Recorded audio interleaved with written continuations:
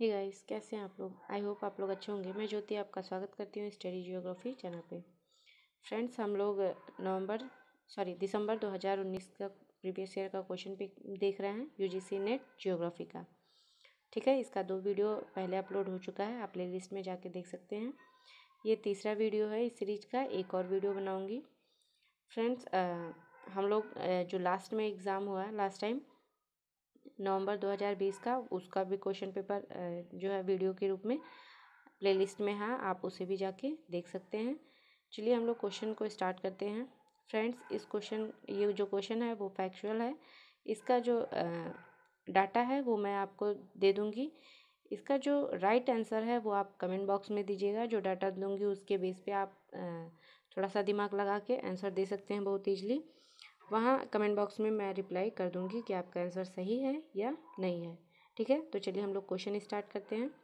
Question है, 2011 की जनगणना आंकड़े के अनुसार निम्नलिखित 5 राज्यों में कुल जनसंख्या में मुस्लिम जनसंख्या की प्रतिशत हिस्सेदारी अपेक्षाकृत अधिक है।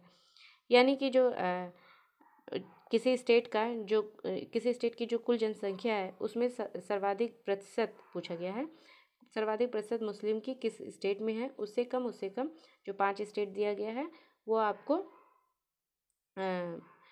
जो है अवरोही क्रम में देना होगा। ठीक है, तो क्वेश्चन को पूरा कर लेते हैं हम लोग। आगे दिया गया है, मुस्लिम जनसंख्या की संबंधित हिस्सेदारी के संदर्भ में इन राज्यों के सही अवरोही क्रम की पहचान कीजिए। फ्रेंड्स, 5 स्टेट दिया गया है जिसमें उत्तर प्रदेश है, असम है, केरल है, पश्चिम बंगाल है, जम्मू कश्मीर है। इन 5 राज्य का जो मुस्लिम प्रतिशत है वो मैं डाटा आपको दे रही हूँ यहाँ पे। आप इसका आंसर जो है वो कमेंट बॉक्स में लिखिएगा, वहाँ मैं आपको रिप्लाई कर दूँगी। ठीक है, चलिए डाटा हम लोग देख लेते हैं। सर्वाधिक फ्रेंड्स जम्मू कश्मीर में है, यहाँ पे है जो 68.31%। ठीक है, फिर है असम में जो है 34% है। ठीक है, फिर वेस्ट बंगाल है। फ्रेंड्स, वेस्ट बंगाल में है 27.01%। फिर उसके बाद में फ्रेंड्स केरल में है 26.56%। फिर लास्ट में है यूपी उत्तर प्रदेश, यहाँ पे 19% जो है मुस्लिम जनसंख्या की हिस्सेदारी है। ठीक है, अब आप देख लीजिएगा ये जो मैंने जो दिया है ये डिक्रीज़ हो रहा है यहाँ पे परसेंटेज। आप इसके हिसाब से देखिए, अवरोही क्रम पूछा गया है यानी डिक्रीज होते हुए पूछा गया है। तो आप इसका आंसर जो है वो कमेंट बॉक्स में दीजिएगा, राइट आंसर, वहाँ पे मैं आपको रिप्लाई कर दूँगी। चलिए नेक्स्ट क्वेश्चन देख लेते हैं। हमारा नेक्स्ट क्वेश्चन है, विश्व के निम्नलिखित में से किस स्थलीय भाग में 21 जुलाई 1983 को न्यूनतम वायु तापमान -89 डिग्री सेंटीग्रेड दर्ज किया गया था। फ्रेंड्स, देखिए, अगर आप थोड़ा सा कॉमन सेंस लगाएंगे, चारों आंसर को देखिए, दिया गया है जो चारों ऑप्शन है वो अंटार्कटिका, ग्रीनलैंड, ऑस्ट्रेलिया और नॉर्थ अमेरिका है। तो अगर आप थोड़ा सा कॉमन सेंस लगाएंगे तो ऑस्ट्रेलिया तो होगा नहीं, क्योंकि वहाँ पे गर्मी पड़ती है अच्छी खासी। फिर दिया है नॉर्थ अमेरिका, लेकिन नॉर्थ अमेरिका में थोड़ा बहुत देखेंगे आप, लेकिन फिर भी इतना नहीं होगा जितना कि ग्रीनलैंड और अंटार्कटिका में होगा। तो आप 2 जगह ज़्यादा फंसेंगे, एक आप फंसेंगे ग्रीनलैंड और अंटार्कटिका। हालांकि थोड़ा सा और दिमाग लगाएंगे तो आप सही आंसर दे सकते हैं, लेकिन इसका जो फैक्ट है वो मैं आपको पहले बता देती हूँ, उसके बाद हम लोग राइट आंसर को टिक कर लेंगे। वो आप खुद ही टिक कर लेंगे, उसमें बताने की ज़रूरत ही नहीं पड़ेगी। ठीक है, देखिए फ्रेंड्स, ये फैक्ट है, हम लोग पढ़ लेते हैं। दिया गया है, पृथ्वी के किसी हिस्से में सबसे कम तापमान 1983 में, जो कि क्वेश्चन में दिया गया है इसी सन के बारे में, जो न्यूनतम तापमान था वो दर्ज किया गया था, और वो जगह कौन सी थी, अंटार्कटिका में बोस्टॉक। यानी कि आंसर क्या हो जाएगा हम लोग का, अंटार्कटिका। बोस्टॉक दिया नहीं गया है फ्रेंड्स, तो हमारा जो राइट आंसर होगा वो अंटार्कटिका होगा। चलिए इसके बारे में थोड़ा सा और पढ़ लेते हैं ताकि आंसर जो है वो याद रहे। फ्रेंड्स, देखिए, क्वेश्चन हम लोग सॉल्व करते हैं, आंसर अगर रटने वाली है तो हम लोग तुरंत पढ़े रहते हैं, थोड़ी टाइम तक याद रहता है, फिर भूल जाते हैं। तो आप उसके फैक्ट को पढ़िए। अगर आप फैक्ट को पढ़ेंगे कि क्यों है, तो फिर वो जो है आंसर आपको लंबे समय तक याद रहेगा। ठीक है, चलिए हम लोग इसको डिटेल में देख लेते हैं। दिया गया इस इलाके में यूँ तो तापमान -30 से 60 डिग्री सेल्सियस रहता है। देखिए नॉर्मली जो होता है वो -30 से 60 डिग्री रहता ही रहता है, लेकिन इस ऐतिहासिक दिन यानी 1983 में यहाँ का तापमान नीचे गिरकर -89.2 डिग्री तक चला गया था। ठीक है, ये 89 डिग्री भी दिया गया था, 1983 में दिया गया था। और जगह पूछा गया था तो वो जगह क्या था फ्रेंड्स? वोस्टॉक। वोस्टॉक कहाँ पे है? अंटार्कटिका में है।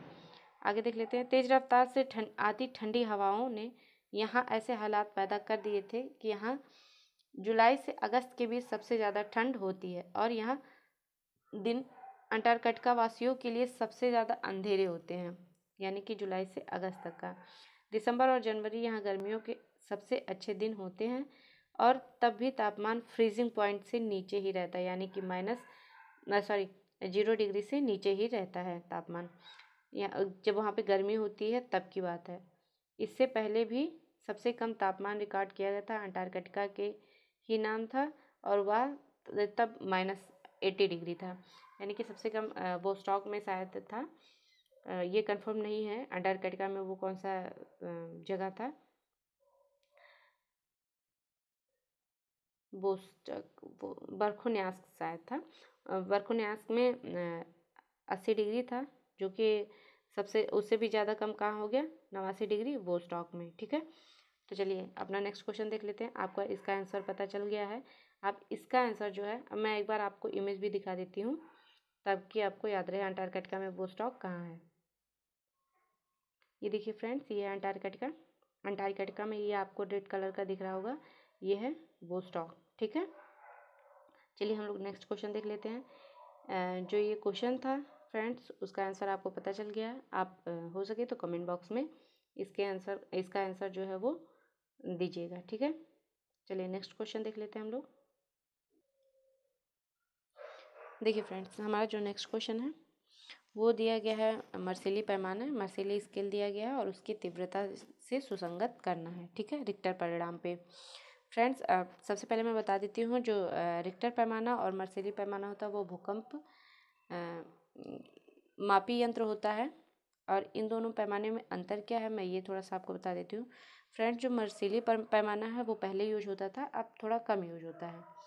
जो मर्सिली पैमाना था वो जो भूकंप की तीव्रता थी वो भूकंप आने के बाद जो विनाश होता था उसके आधार पे नापा जाता था कि अगर जितना ज़्यादा विनाश हुआ है भूकंप की तीव्रता उतनी अधिक थी। जबकि रिक्टर पैमाने पर भूकंप की तीव्रता कंपन से पृथ्वी में कितनी कंपन हुई उस आधार पे नापते हैं कि रिक्टर भूकंप कितना तीव्र था। तो फ्रेंड्स, जो ज़्यादा एक्यूरेट है वो रिक्टर पैमाना ही है, क्योंकि आजकल भूकंप रोधी ये घर वगैरह बनवाए जाते हैं, तो मर्सिली पैमाना इतना भी इफ़ेक्टिव या फिर सही नॉलेज नहीं दे पाएगा। ठीक है, तो इसका जो राइट आंसर है वो मैं आपको बता देती हूँ। इसका जो राइट आंसर है वो ऑप्शन 3, जो कि यूजीसी नेट द्वारा गिवन है। ठीक है, आप इसको देख लीजिएगा एक बार, मैं आपको दिखा देती हूँ। ए का दूसरा है, ठीक है, बी का फोर्थ है, सी का फर्स्ट है और डी का जो कि सबसे ज़्यादा प्रलयकारी है। तो ये आप इस तरह से भी देख सकते हैं, अगर डी का 4 है, डी सबसे ज़्यादा प्रलयकारी है तो सबसे ज़्यादा रिक्टर मापक भी होगा। तो आप थोड़ा सा कॉमन सेंस लगा के भी अगर आंसर देख लीजिए, ऑप्शन में डी में फोर्थ नहीं है तो यानी डी का तीसरा किसी भी ऑप्शन में ये सिर्फ तीसरे में है, तो आप थोड़ा सा कॉमन सेंस लगा के भी इस क्वेश्चन का आंसर दे सकते हैं अगर आपको नहीं भी आता है तो भी। ठीक है, आप ऑप्शन में थोड़ा सा देखा करिए कि कहाँ से आप सही टिक कर सकते हैं। ठीक है, चलिए ये एक चीज़ अच्छा होता है कि इसमें आंसर हमारे सामने होता है जो ऑप्शन होता है। ठीक है, चलिए आगे नेक्स्ट क्वेश्चन देख लेते हैं।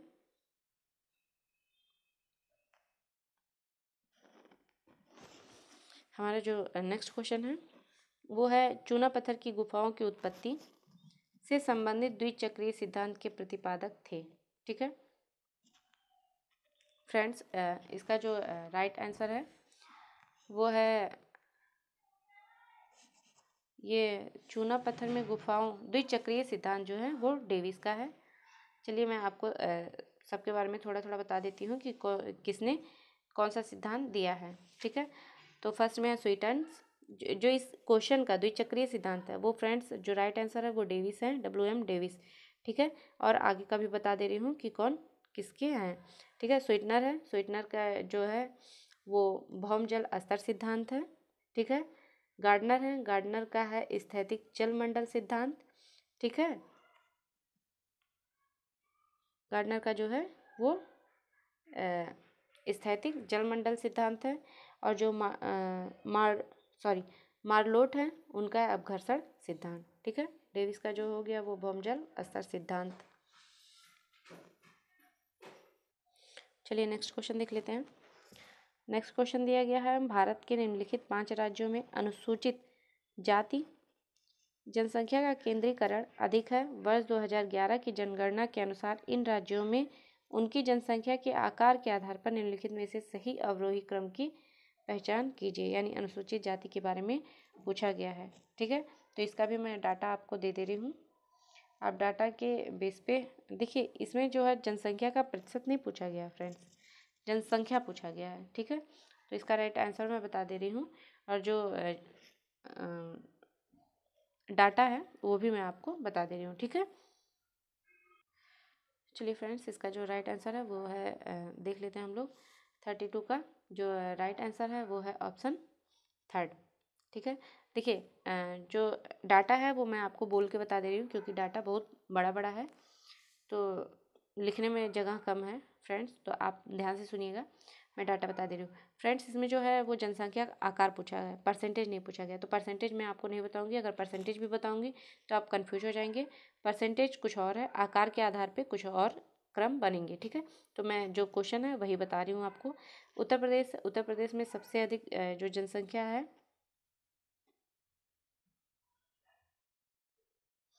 चलिए फ्रेंड्स, इसका जो राइट आंसर है वो है ऑप्शन थर्ड।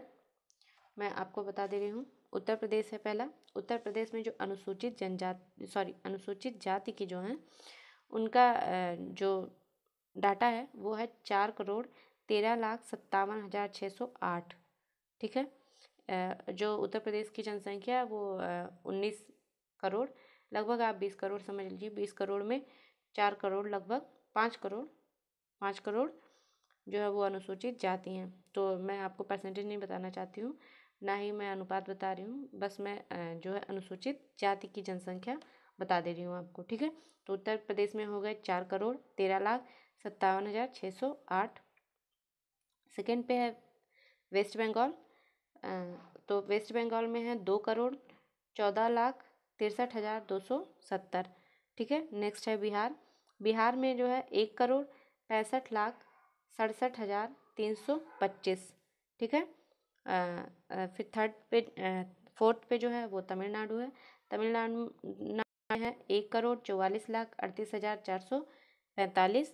आंध्र प्रदेश में कम है, 1,38,78,078। ठीक है, ये डाटा हो गया। तो मैं ऐसे ही आपको फर्स्ट 2 डिजिट मैं बता दे रही हूँ आपको, ताकि थोड़ा सा आइडिया रहे। ठीक है, मैं लिख दे रही हूँ। उत्तर प्रदेश में जो है वो 4,04,13 करोड़ है। ठीक है, वेस्ट बंगाल में 1.65 करोड़। ठीक है, बिहार जो है, बिहार में है आपका, सॉरी, एक सेकेंड, ये जो डाटा है वो बिहार का है। एक सेकेंड, मैं फिर से लिख दे रही हूँ फ्रेंड्स। उत्तर प्रदेश में जो है वो है 4.13 करोड़। वेस्ट बंगाल में है 2.14%, सॉरी परसेंटेज बोल रही हूँ। वेस्ट बंगाल में 2.14 करोड़ जनसंख्या अनुसूचित जाति की है। बिहार में है 1.65%। ठीक है, तमिलनाडु 1.44 करोड़ जनसंख्या है। आंध्र प्रदेश में है 1.38 करोड़ जनसंख्या जो है वो अनुसूचित जाति का है। तो देखिए आप अगर फर्स्ट डिजिट भी देख रहे हैं तो भी आपको समझ में आ जाएगा, ये इसमें ज़्यादा है, इसके बाद इसमें है, इससे कम इसमें है, यहाँ से कम यहाँ, यहाँ से कम यहाँ। ठीक है, चलिए अब नेक्स्ट क्वेश्चन हम लोग देख लेते हैं। हमारा नेक्स्ट क्वेश्चन जो है ये दिया गया है फ्रेंड्स कार्टोग्राफी से है। इसका जो राइट आंसर है वो मैं डायरेक्ट आंसर ही बता दे रही हूँ आपको। ठीक है, इसका जो राइट आंसर है वो ऑप्शन 2 है। ठीक है, चलिए नेक्स्ट क्वेश्चन देख लेते हैं। इसमें दिया गया है निम्नलिखित में से किसने विचारित असंतुलित विकास की नीति की वकालत की थी। ठीक है, तो इसका जो राइट आंसर है वो है ऑप्शन 2, एवो हर्समैन। चलिए नेक्स्ट क्वेश्चन देख लेते हैं हम लोग। हमारा जो नेक्स्ट क्वेश्चन है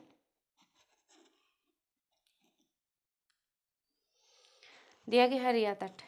रिया तट निम्नलिखित में से किसका उदाहरण है। फ्रेंड्स, मैं रिया तट को, डाल्मेशियन तट, रिया तट, इन सबको अच्छे से मैं बता दे रही हूँ क्योंकि यहाँ से क्वेश्चन अक्सर आते रहते हैं। ठीक है, तो आप पहले आंसर मैं इसका बता दूंगी, लेकिन पहले आप इसका जो है डिटेल देख लीजिए। ठीक है फ्रेंड्स, ये रिया तट के बारे में है। इसके बाद मैं फ्योर्ड और डाल्मेशियन भी बता दूंगी। आप चाहें तो वीडियो को पॉज करके स्क्रीनशॉट भी ले सकते हैं, या फिर कहीं आप नोट्स भी थोड़ा थोड़ा बनाते रहिए, क्योंकि ये सब जो है फ्रेंड्स मैं डिटेल में इसलिए बता रही हूँ क्योंकि यहाँ से क्वेश्चन हमेशा आते रहते हैं। तो आप प्रीवियस ईयर का क्वेश्चन ज़रूर सॉल्व करिए।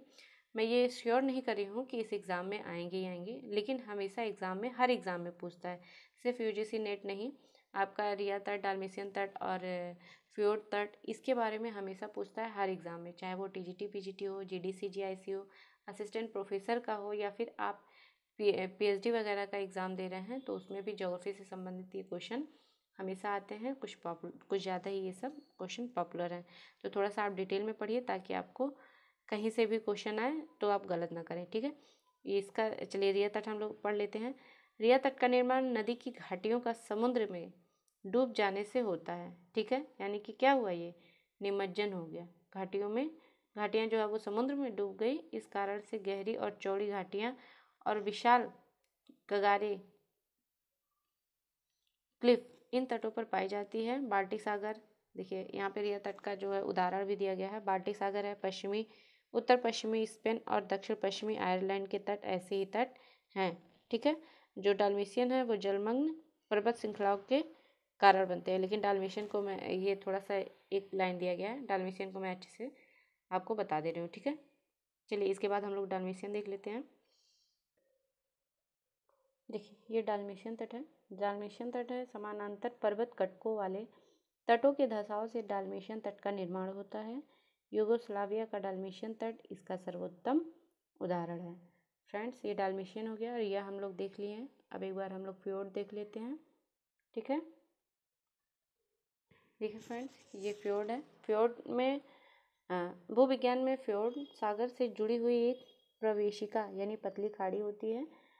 इसके किनारों पर तीखी ढाल वाले ऊंची चट्टानें या पहाड़ियाँ हो। आमतौर पर इनका निर्माण हिमानियों यानी ग्लेशियर द्वारा मार्ग काट के ये बनता है। ठीक है फ्रेंड्स, तो हम लोग देख लिए, फ्योर्ड हो गया, रिया तट हो गया और डाल्मेशियन तट हो गया। ठीक है, इसको आप अच्छे से इन तीनों में डिफरेंस देख के जाइएगा फ्रेंड्स, यहाँ से क्वेश्चन हमेशा आता है।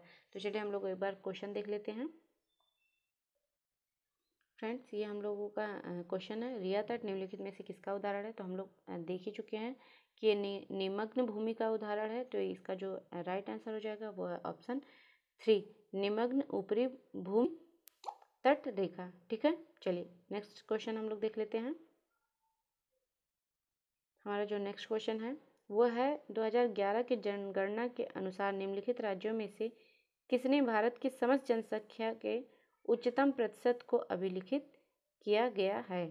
ठीक है फ्रेंड्स, तो ये तो आप लोग जानते ही होंगे, फिर भी मैं इसका डाटा आपको दे दूंगी कि कुल जो जनसंख्या उसका कितना परसेंट किस राज्य में है। तो मैं डाटा दे रही हूँ, इसका आंसर आप खुद ही कमेंट बॉक्स में दे सकते हैं। क्वेश्चन को अच्छे से वीडियो को पॉज करिए, डाटा मैं दे दूंगी, आप आंसर को देखिए।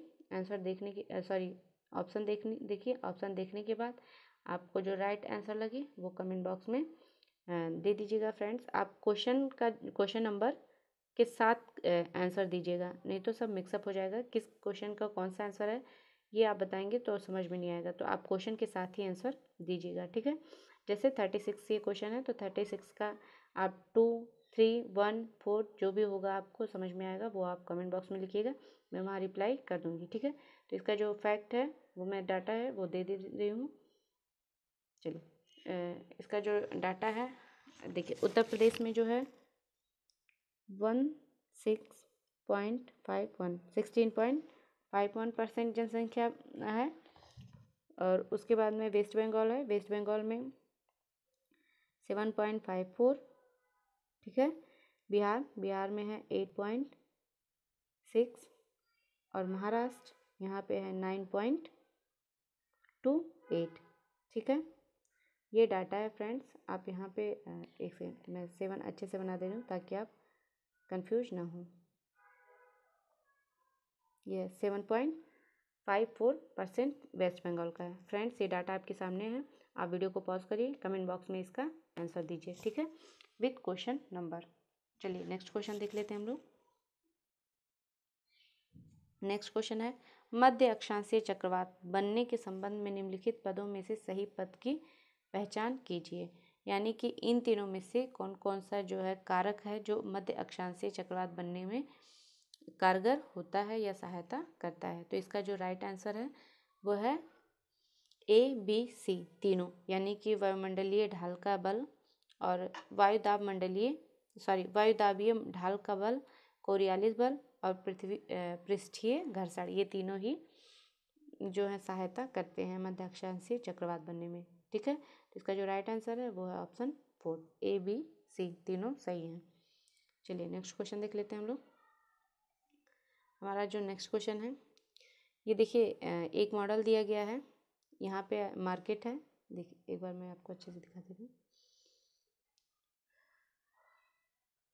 ये मॉडल दिया गया है, यहाँ पे मार्केट है, ठीक है। ये आपका थ्रेश होल्ड है, ये रेंज है। ये मॉडल दिया गया है, ये पूछा गया है, ये मॉडल जो है, ये जो फिगर है वो किस मॉडल का है, ठीक है।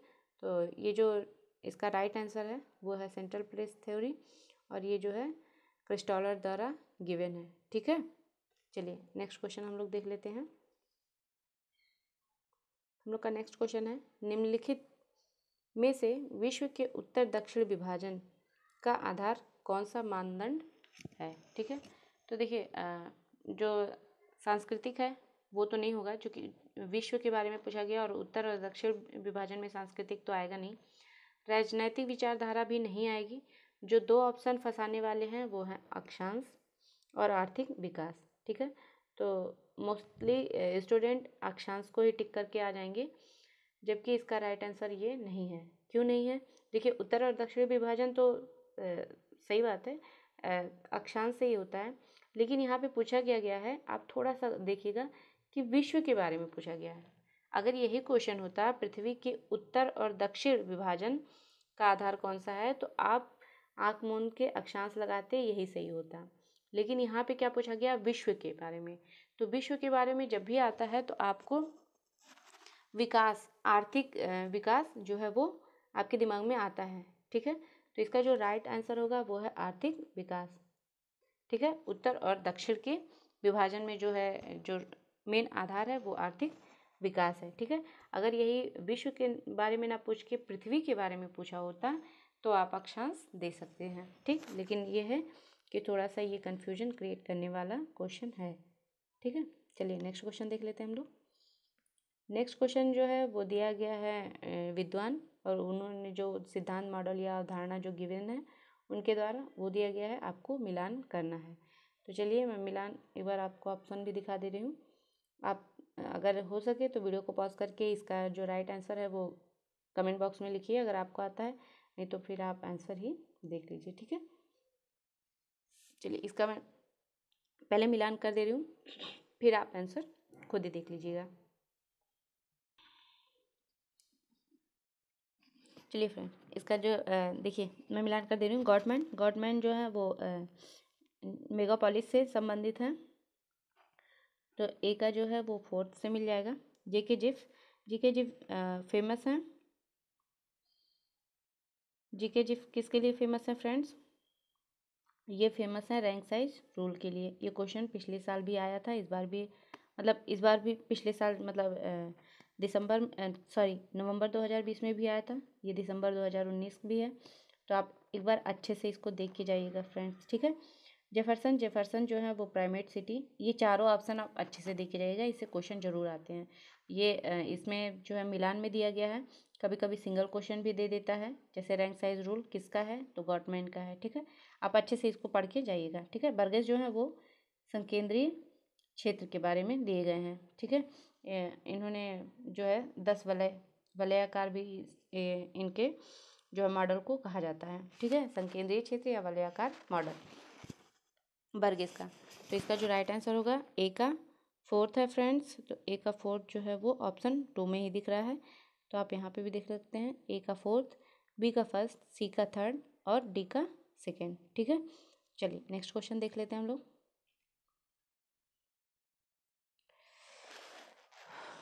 फ्रेंड्स जो नेक्स्ट क्वेश्चन है वो दिया गया है, निम्नलिखित में से कौन सी आकृति माप सही है यदि बेसिन क्षेत्र ए और बेसिन की अधिकतम लंबाई एल हो, ठीक है। तो इसका जो राइट आंसर है वो है ऑप्शन 2, A/L², ठीक है। नेक्स्ट क्वेश्चन देख लेते हैं हम लोग। हमारा जो नेक्स्ट क्वेश्चन है, जम्मू व कश्मीर राज्य में अवस्थित हिमालय की श्रृंखलाओं की ऊंचाई के आधार पर उनके घटते हुए क्रम उत्तर पूर्व से दक्षिण पश्चिम के संदर्भ में निम्नलिखित में से कौन सा क्रम सही है। फ्रेंड्स इसमें जो श्रेणी दिया गया है, देखिए लद्दाख, पीर पंजाल, जास्कर और शिवालिक। फ्रेंड्स इसका मैं मैप बना दे रही हूँ, मैप से आपको थोड़ा सा समझा दे रही हूँ, इसका आंसर आप खुद ही कमेंट बॉक्स में दीजिएगा, ठीक है। देखिए ये है आपका जम्मू कश्मीर, मैं बना दे रही हूँ, ठीक है।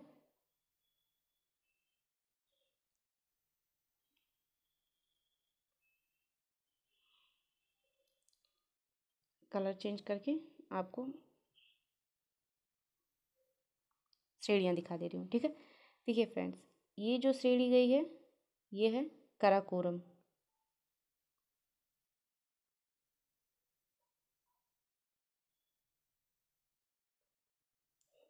काराकोरम। देखिए फ्रेंड्स ये है जो वो है पूर्व, कहाँ पूछा पूछा है, उत्तर पूर्व, ठीक है। उत्तर पूर्व से दक्षिण पश्चिम पूछा गया है, तो ये हो गया काराकोरम श्रेणी। उसके बाद जो है वो आता है आपका लद्दाख श्रेणी, ठीक है। ये हो गया आपका लद्दाख श्रेणी, ठीक है। इसके बाद आएगा आपका जास्कर,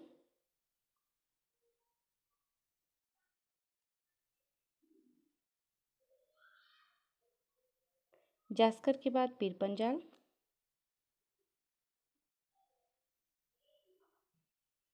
पीर पंजाल के बाद आएगा आपका ये सबसे नीचे शिवालिक, ठीक है। ये हो गया सबसे ऊपर आपका काराकोरम है, फिर लद्दाख है, फिर जास्कर है, फिर पीर पंजाल है आपका, फिर उसके बाद में शिवालिक है। फ्रेंड्स इसका जो ऊंचाई है वो भी मैं आपको बता दे रही हूँ। तो जो ऊंचाई है आपका वो ऊपर से नीचे तक डिक्रीज होता जा रहा है, ठीक है। तो ये कॉमन सेंस आप लगाइएगा। काराकोरम में सबसे ऊंचा पर्वत है K2, ठीक है। गॉडविन ऑस्टिन, मैं भारत की बात कर रही हूँ, वो नेपाल में है आपका, जो आप आ रहा होगा एवरेस्ट है। ये मैं भारत की बात कर रही हूँ। काराकोरम में K2 है, फिर लद्दाख है, उससे ऊंचा है, उससे भी नीचे काराकोरम से नीचा है लद्दाख, लद्दाख से भी नीचे पहाड़ियाँ हैं जास्कर में, और उससे नीचे पीर पंजाल है, उससे नीचे शिवालिक है, ठीक है। तो ये जो है जो ऊंचाई है वो डिक्रीज होते हुए जा रही है। ये आपका हो गया उत्तर पूर्व, ये हो गया दक्षिण पूर्व। तो इसका जो राइट आंसर है वो आप कमेंट बॉक्स में लिखिएगा कि क्या होगा, ठीक है। मैं वहाँ पे रिप्लाई आपको कर दूँगी। चलिए नेक्स्ट क्वेश्चन देख लेते हैं। नेक्स्ट क्वेश्चन दिया गया है, निर्णय लेने की प्रक्रिया में पर्यावरण के मानस मानचित्र के महत्व पर किसने पहली बार बल दिया है। तो इसका जो राइट आंसर है फ्रेंड्स वो है आपका SJ गोल्ड। जो मानस मानचित्र में पहली बार जो बल दिए थे वो गोल्ड का है, लेकिन ये जो मॉडल डेवलप हुआ था मानस मानचित्र मेंटल मैप, वो वाइट एंड गोल्ड के द्वारा दिया गया था। तो आप याद रखिएगा वाइट एंड गोल्ड, ठीक है। जो पहली बार डाले थे वो गोल्ड ने डाला था, लेकिन इस मॉडल को जो डेवलप किए थे वो वाइट और गोल्ड दोनों ने मिल के किया था, ठीक है। Mental map. ये भी क्वेश्चन कई बार आ चुका है फ्रेंड्स, रिपीट होता है, आप इसे याद रखिएगा। चलिए नेक्स्ट क्वेश्चन देख लेते हैं हम लोग। नेक्स्ट क्वेश्चन है, निम्नलिखित में से कौन सी विशेषता सघन कृषि के लिए सर्वाधिक उपयुक्त है। तो इसमें देखिए जो दो ऑप्शन फंसाने वाले हैं वो बड़ा जोत आकार और उच्च उत्पादक दर। बड़ा जोत आकार देखिए फ्रेंड्स जो है वो अच्छी उत्पादकता के लिए होगा, लेकिन क्वेश्चन क्या दिया गया है, सघन कृषि के लिए। सघन कृषि हम क्यों करेंगे, ज़्यादा से ज़्यादा उत्पादकता पाने के लिए। ठीक है, जो बड़ा हो या छोटा हो इससे इतना फर्क नहीं पड़ता है। ठीक है, सघन कृषि किस लिए की जाती है, ज़्यादा से ज़्यादा उत्पादकता पाने के लिए। तो इसका जो राइट आंसर है वो है उच्च उत्पादकता दर। चलिए नेक्स्ट क्वेश्चन देख लेते हैं। हमारा जो नेक्स्ट क्वेश्चन है वो दिया गया है, किसी क्षेत्र में ग्रामीण बसाव के वितरण का प्रारूप क्या होगा। निकटतम नेबर स्टैटिस्टिक के अनुसार उसका सूचकांक 2.10 है। ठीक है, 2.10 है। तो ये इसका जो राइट आंसर है वो मैं आपको बता दे रही हूँ फ्रेंड्स। इसका जो राइट आंसर है वो है समरूप। ठीक है, चलिए नेक्स्ट क्वेश्चन देख लेते हैं हम लोग। निम्नलिखित में से कौन सा पादप वृद्धि हेतु एक आवश्यक बड़ा माइक्रो पोषक तत्व है। फ्रेंड्स इसका ऑप्शन आप देख लीजिए, ऑप्शन देख के ही आप आंसर टिक कर सकते हैं। ठीक है, देखिए ऑप्शन क्या दिया गया है, लोहा, तांबा, निकेल, पोटेशियम। तो जो लोहा है, तांबा है, पोटेशियम है, इसकी ज़रूरत पौधे की नहीं होती है। आप अगर इसे प्रैक्टिकली देखना चाहते हैं तो अपने घर में ही किसी लोहे के बर्तन में जो टूट फूट गया हो या फिर कोई भी लोहे के बर्तन में कोई एक पौधा लगा के देखिए, वो ग्रो करेगा ही नहीं। ठीक है, वो इस तरह से पौधा हो जाएगा जैसे उसे कितनी बीमारियां हैं, वो ग्रो नहीं कर पाता है। तो खनिज की ज़रूरत उसे इतनी नहीं होती है। देखिए जो फर्टिलाइज़र होता है वो भी आपका पोटेशियम, फास्फोरस और नाइट्रेट ही रहता है। ठीक है, तो इसका जो राइट आंसर है वो क्या हो जाएगा, ऑप्शन तीसरा पोटेशियम। चलिए नेक्स्ट क्वेश्चन देख लेते हैं। देखिए फ्रेंड्स यहाँ पे माइक्रो पूछा गया है, मैक्रो, माइक्रो नहीं है, मैक्रो मतलब बड़ा होता है। ठीक है, सबसे बड़ा होता है। चलिए नेक्स्ट क्वेश्चन जो दिया गया है, ये पीरियड दिया गया है फ्रेंड्स, एरा दिया गया है, इस कौन से एरा किस पीरियड का है। ठीक है, तो इसका फ्रेंड्स इससे भी क्वेश्चन हमेशा आता रहता है। इसका मैं एक चार्ट दे दूँगी जिसमें पूरा सारे एरा होंगे, सारे पीरियड होंगे। ठीक है, उसमें एक दो फैक्ट भी होंगे। उसका जो है मैं जो चार्ट है वो अपने टेलीग्राम चैनल पे डाल दूँगी, आप वहाँ जाके देख लीजिएगा, डाउनलोड करके देख लीजिएगा। ठीक है, पीडीएफ होगा या फिर चार्ट में ही वो पूरा दे दूँगी। ठीक है, चलिए एक बार वो आप ज़रूर से ज़रूर पढ़ के जाइएगा। आपका अभी नेक्स्ट मंथ में मतलब नेक्स्ट 2 मंथ के बाद आपका एग्ज़ाम है, तो आप अच्छे से पढ़ के जाइएगा उसे। टेलीग्राम चैनल का लिंक जो है वो डिस्क्रिप्शन में मैं दे दूँगी। ठीक है, चलिए हम लोग इसका देख लेते हैं। इसका जो ऑप्शन है वो मैं पहले मिला दे रही हूँ, फिर उसके बाद में मैं इसका राइट आंसर बता दूँगी। ठीक है, चलिए तो पहले दिया गया है न्यूजोइक। तो न्यूजोइक का क्या कौन सा पीरियड है फ्रेंड्स, वो है प्लीस्टोसीन। ठीक है, फिर दिया गया है मेसोजोइक यानी मध्य का जो काल है, उसका जो ऑप्शन है वो है जुरासिक। सिनोजोइक जो है वो न्यूजोइक के पहले ही आता है, तो इसका जो राइट आंसर है वो है मायोसिन। ठीक है, पैलियोजोइक ये सबसे पुराना है, तो ये जो है सिल्यूरियन। ठीक है, इसका जो है चार्ट मैं दे दूँगी पूरा आपको, जो Cretaceous Cambrian, Silurian, Devonian, Carboniferous, इन सब का जो पीरियड है वो किस युग में आता है। 5 युग है, कहीं कहीं 4 दिया गया, कहीं कहीं 5 दिया गया है फ्रेंड्स। वो पूरा चार्ट आपको टेलीग्राम चैनल पे मैं दे दूँगी, आप वहाँ से जाके डाउनलोड करके पढ़ लीजिएगा। ठीक है, आप उसे अच्छे से याद करके जाइएगा, वहाँ से क्वेश्चन हर वर्ष आते हैं। आप पिछले साल का भी क्वेश्चन देखिएगा, इसके बाद भी मैं लगभग 2013 तक के क्वेश्चन को कवर करूँगी, जो कि हार्ड कॉपी में भी आता था, अब तो ऑनलाइन होता है, पहले ऑफलाइन होता था। तो उस क्वेश्चन को भी मैं कवर करने की पूरी कोशिश करूँगी। ठीक है, तो आप देखते रहिए। चलिए नेक्स्ट क्वेश्चन हम लोग देख लेते हैं।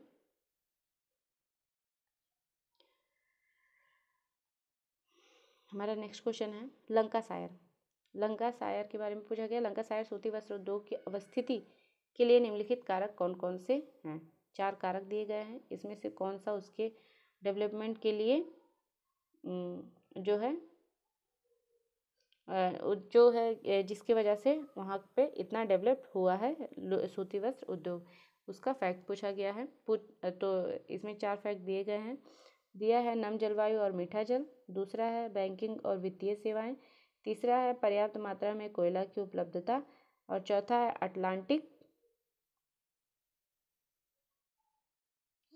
चौथा जो दिया गया है अटलांटिक व्यापारिक क्षेत्र में लिवरपूल की स्थिति। तो इसका जो राइट आंसर है फ्रेंड्स वो है ए सही है, बी सही है और डी सही है। ठीक है, कोयले की उपलब्धता जो है वो गलत है। लंकासायर फ्रेंड्स मैं बता दे रही हूँ आपको, ये इंग्लैंड में पड़ता है। ठीक है, चलिए नेक्स्ट क्वेश्चन देख लेते हैं। नेक्स्ट क्वेश्चन जो दिया गया है, भारत में सरकार की क्षेत्रीय विकास नीतियों के प्रतिक्रिया के रूप में देश के विभिन्न भागों में अनेक सामाजिक आंदोलन उभरे। ऐसे आंदोलनों में से चिपको आंदोलन निम्नलिखित में से किस कार्यक्रम के अंतर्गत शामिल क्षेत्र में उभरा था? फ्रेंड्स यहाँ पे क्षेत्र पूछा गया है, तो लगभग सभी लोगों को पता ही होगा कि ये जो है वो पहाड़ी क्षेत्रों में ही हुआ था। ये उत्तराखंड में हुआ था फ्रेंड्स।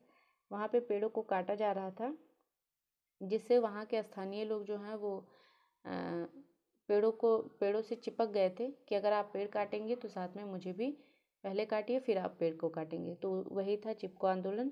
फ्रेंड्स ये जो इसका राइट आंसर हो जाएगा वो है ऑप्शन 4 पहाड़ी क्षेत्र विकास कार्यक्रम। ठीक है, चलिए नेक्स्ट क्वेश्चन देख लेते हैं। नेक्स्ट क्वेश्चन है हमारा, निम्नलिखित में से कौन सा एक रास्टर डाटा फॉर्मेट का लाभ नहीं है? तो इसका जो राइट आंसर है वो ऑप्शन 4 नेटवर्क विश्लेषण में अनुप्रयोग। फ्रेंड्स आज के लिए इतना ही, क्योंकि वीडियो बहुत लंबा हो रहा है।